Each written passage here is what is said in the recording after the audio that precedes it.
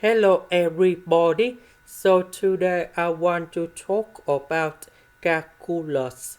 The topic that is about integration. So now I want to show you how to answer.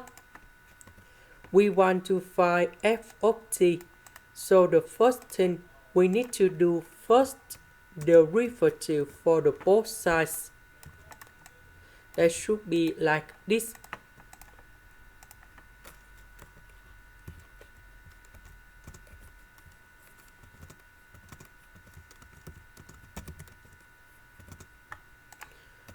So we can apply the formula in here.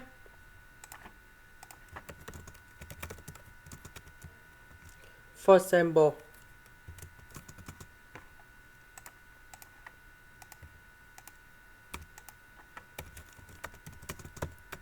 so if we do first derivative f of s, we need to do first derivative f of b, and the value of b will change for t. So we have f of b minus, we do first derivative of a from here, and the value of a will change for t. So we have f of 8. Now in this situation we have like this. We need to do first derivative of s, and the value of s will change for t.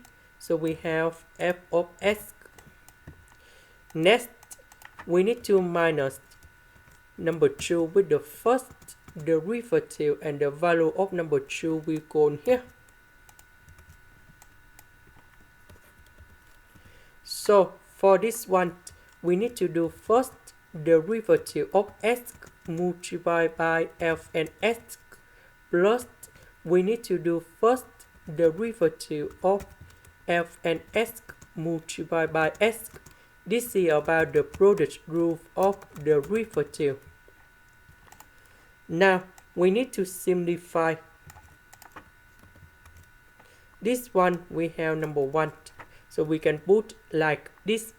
This one that is about the constant. So you got number 0. This one we have number 1. This one we have 1 over s. So we simplify.